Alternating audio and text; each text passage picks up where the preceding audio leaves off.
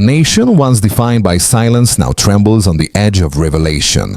The story that began in private faith now collides with public power, breaking every boundary of what leadership was supposed to mean. Under Ibrahim Traoré, belief is no longer a private comfort, but a battlefield between conscience and command. And what happened when he finally spoke, when truth met authority inside his own soul, is the moment that left even his enemies unable to look away. What you are about to hear is not another political chronicle. It is the untold cost of faith at the highest level of power. Few leaders have ever exposed the raw tension between belief and duty so completely, and what follows will make you see leadership itself in a different light. You will understand why what happened inside Ibrahim Traoré's conscience reshaped the destiny of an entire nation. And this is not a story for those who listen casually. Because if you turn away now, you will miss the one thread that connects power, faith and survival in a continent still learning how to heal.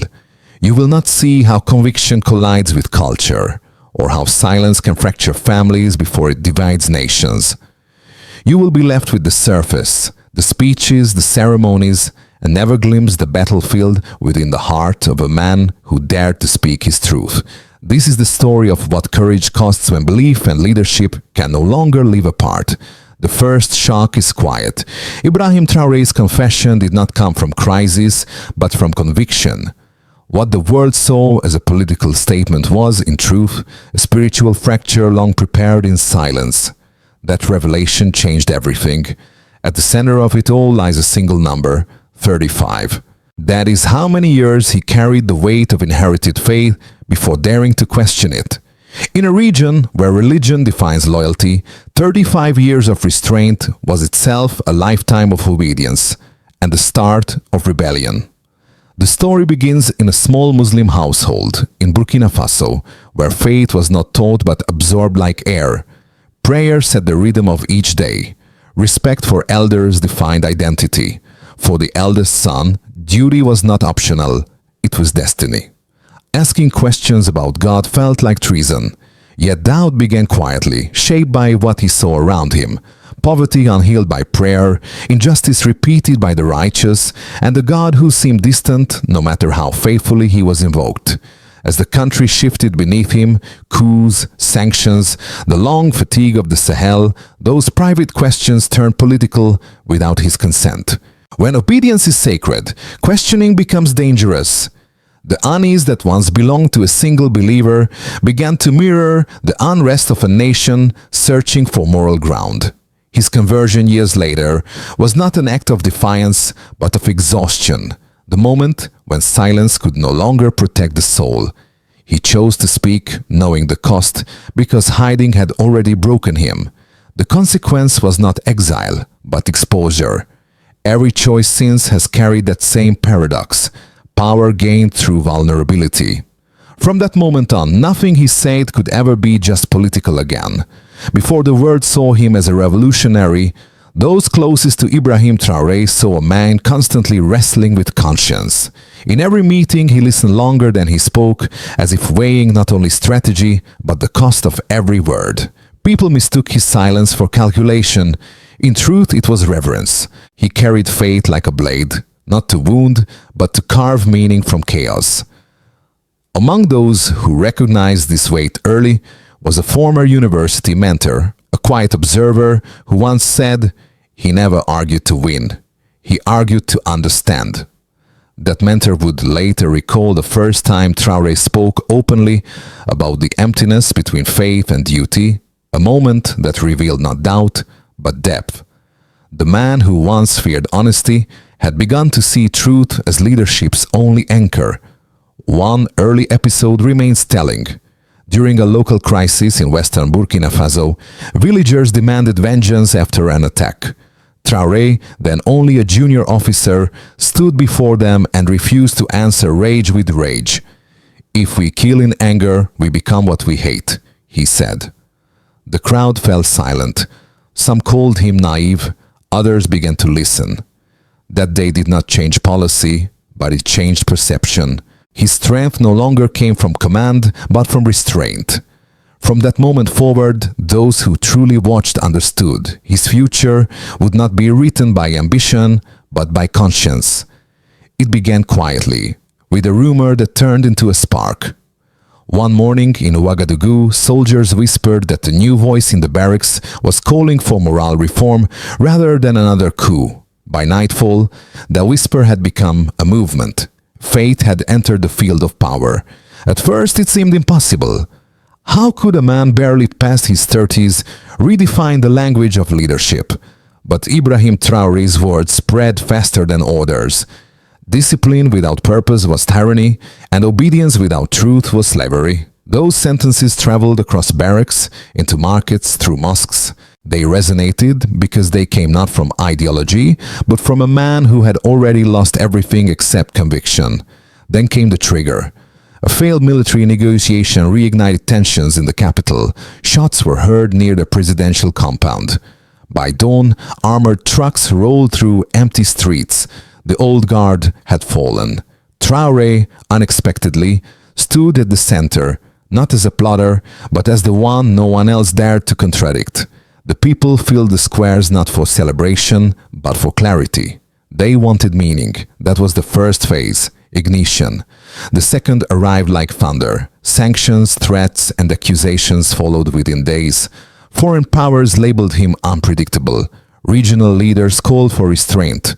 But inside the country, something irreversible had begun. Civil servants worked late without pay. Volunteers guarded villages under the slogan "Faith before fear." In less than 3 weeks, small victories in the north turned into a surge of national confidence. And the more pressure arrived from abroad, the more unity grew within.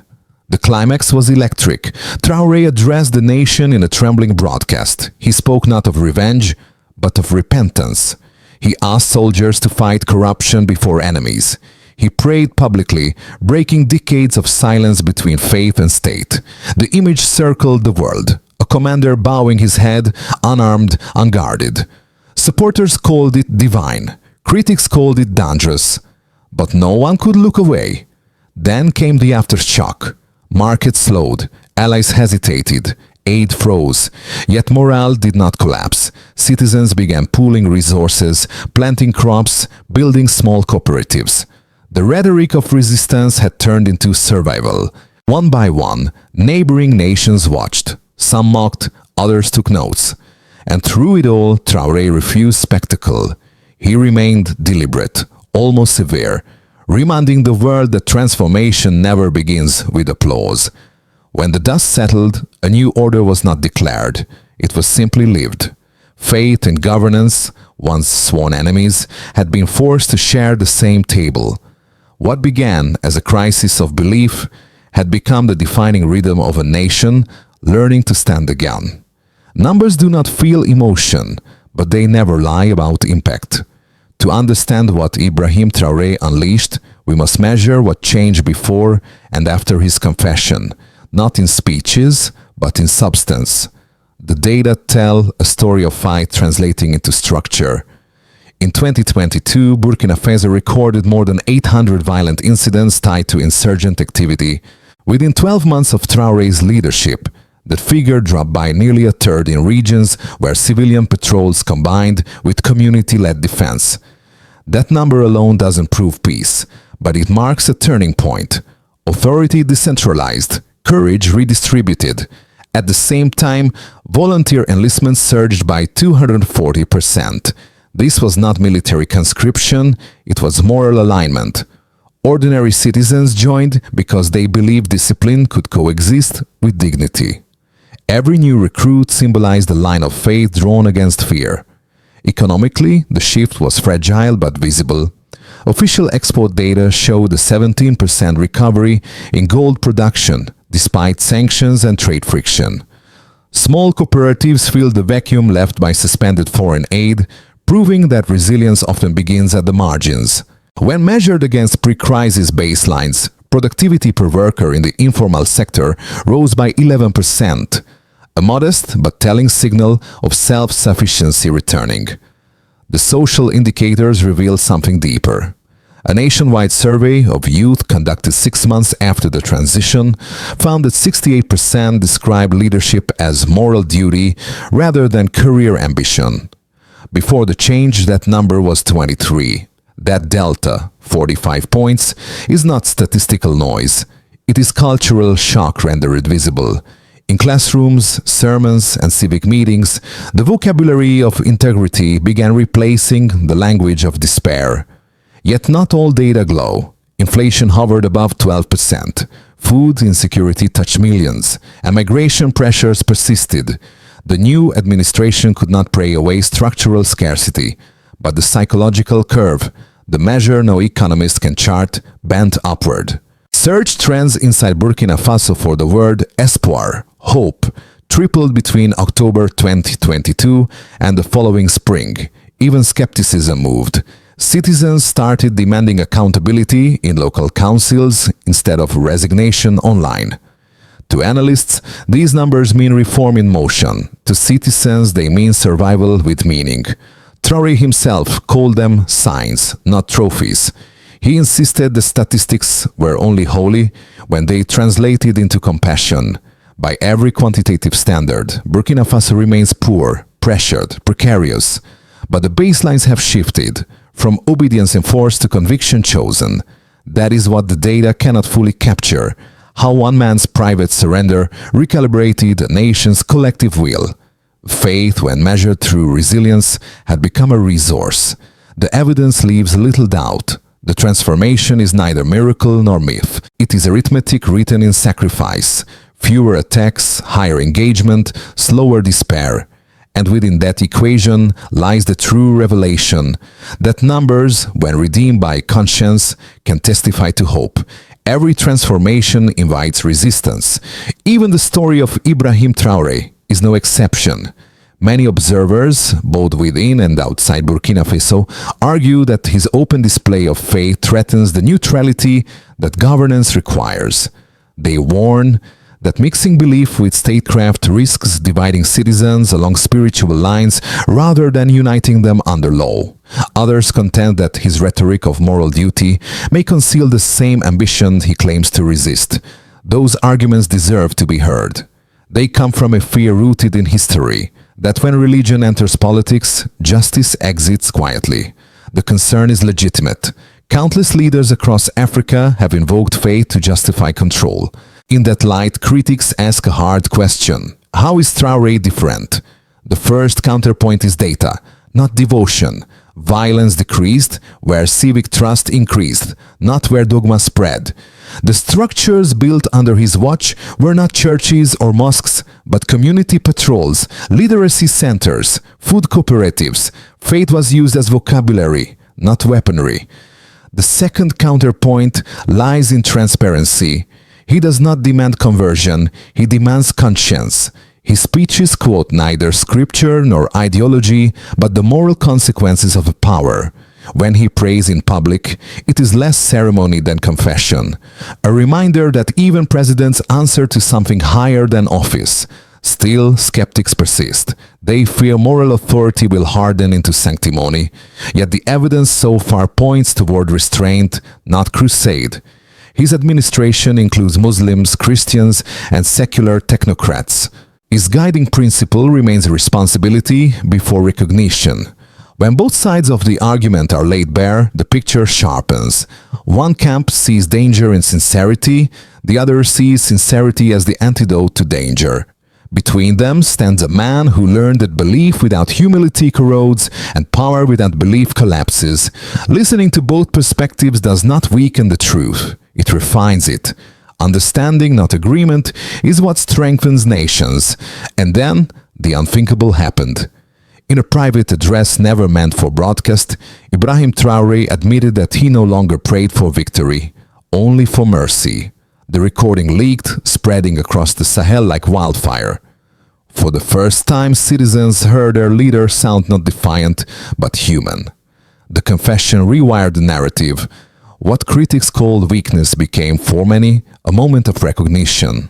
A man who had survived coups and sanctions was now trembling before the weight of conscience. Analysts struggled to interpret it. Was it strategy or surrender. Yet those who listened closely understood. He was redefining power itself. After that night, policy changed tone. Orders became dialogues. Soldiers were instructed to protect before punish. Ministries began holding public forums in mosques, churches, and open squares. The gesture was symbolic but seismic. Governance had turned conversational. From that point onward, no decision could be detached from moral language again. The man who had begun his journey in silence had now made vulnerability a form of leadership. It was not a political turn, it was a spiritual one. And it made the story impossible to ignore. When the echo of that confession faded, the consequences began to take shape, not in headlines, but in homes. The shift was subtle yet sweeping. Ibrahim Traoré had not declared new doctrine, he had changed tone, and tone in a wounded nation can alter destiny. For the state, the impact was immediate. Policies once dictated through military channels began to pass through civic consultations. Local elders were invited into strategy meetings. Village councils regained authority. That inclusion slowed decisions, but deepened legitimacy. International observers noted a decline in arbitrary arrests and a rise in negotiated surrenders. The old rhythm of command and compliance had softened into cautious dialogue. What emerged was not weakness, but recalibration. For the economy, the aftershock was complex. Foreign investors retreated at first, wary of unpredictability, yet domestic entrepreneurship surged. Cooperatives multiplied across rural provinces, producing grain, textiles, and solar panels for local use. Women's associations, once peripheral, became logistical anchors for relief programs. The World Bank's own brief acknowledged a 9% rise in internal market circulation within a year, a small number, but evidence that trust was returning where capital once fled. For the people, the changes cut deeper. Fear, long fused into daily habit, began to loosen its grip. In the north, teachers reopened schools once abandoned. Families returned to villages under the new security brigades, led jointly by soldiers and civilians. Street preachers began using Traoré's words as moral teaching. Power without compassion is noise. The sentiment spread beyond faith, reaching those who had given up on leadership altogether. For the first time in years, hope was not mocked. It was measured in survival. Across the region, reactions diverged. Some neighbors viewed his stance as contagion, a model that might inspire their own soldiers to place morality above obedience. Others, facing their own unrest, quietly echoed his rhetoric.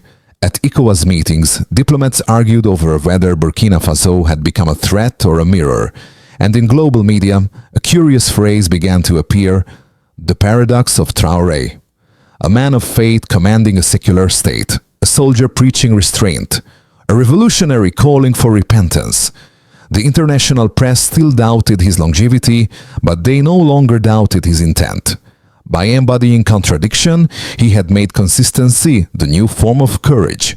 Every action since has carried the weight of that contradiction. Reforms born from faith, governance tempered by grace. The result is a nation still unstable, but undeniably alive. And in the end, perhaps that is what history will remember.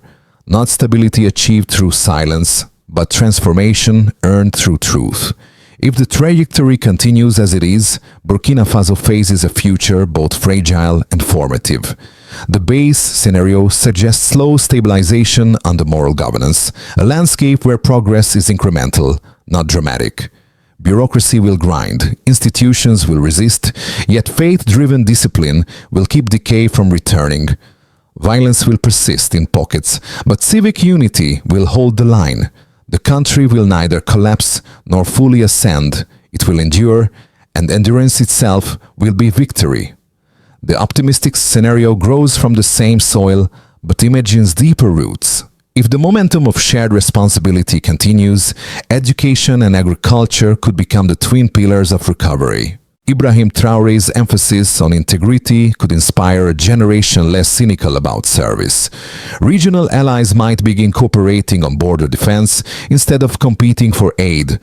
In this view, Burkina Faso could quietly transform into a moral reference for the Sahel, not the richest, but the most awake. The worst-case scenario, however, shadows every hope. If fatigue outpaces reform and faith hardens into rhetoric, the moral revolution could fracture into factionalism. Foreign pressure might tighten, inflation could rise, and disappointment could turn sincerity into resentment.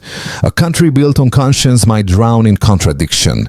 Whichever path unfolds, one truth stands. Stability will depend less on policy than on patience. Leadership rooted in humility must outlast both crisis and applause. The wisest course is not prediction, but preparation. The calm recognition that hope requires maintenance.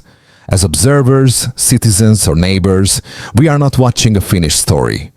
We are witnessing an unfinished experiment in integrity.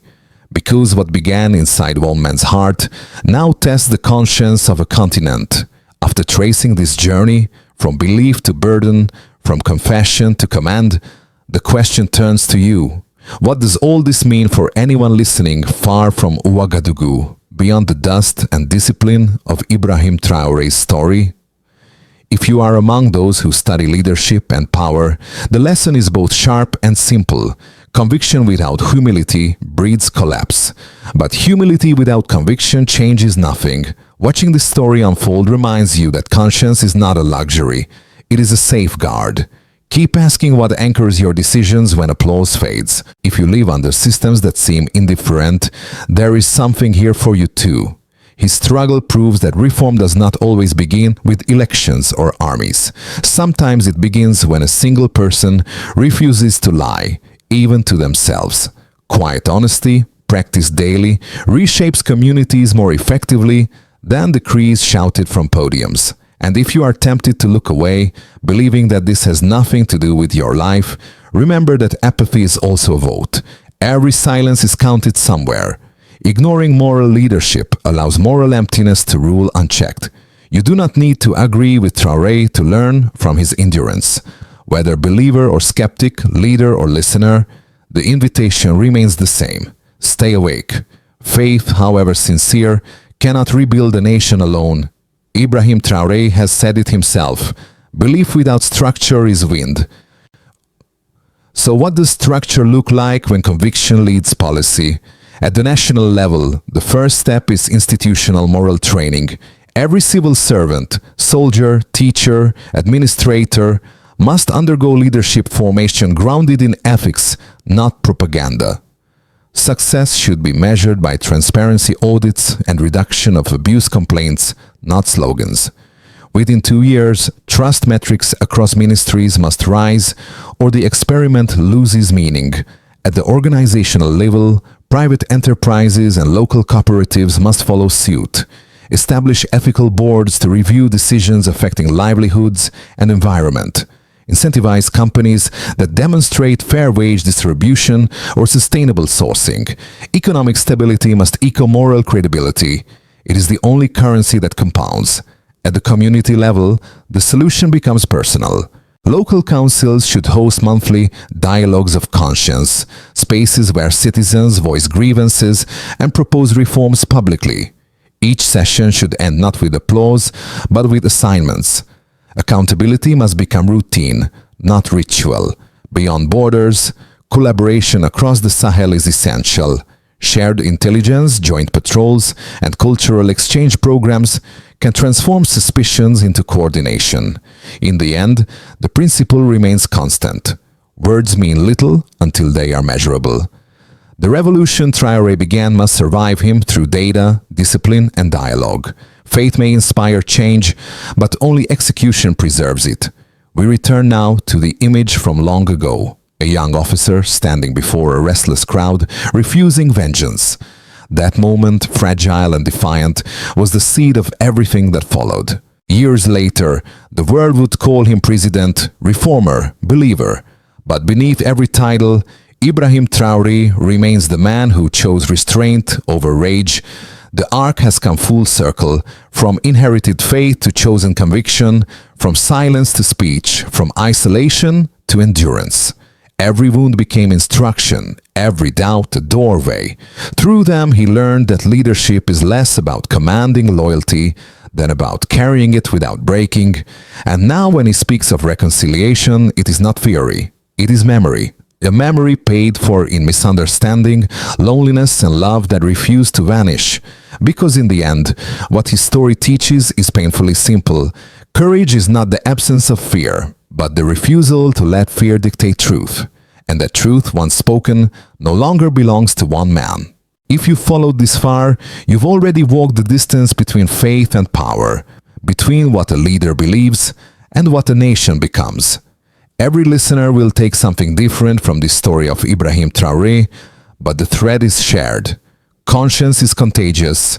If you believe this story matters, let it travel. Share it not for praise but for perspective. Somewhere, another young leader may need proof that vulnerability is not weakness, that morality and authority can coexist. Somewhere, a citizen may need to hear that integrity still has witnesses. If it stirred disagreement, speak that too, because dialogue, not silence, keeps truth alive. The world changes less through victory than through conversation that refuses to die.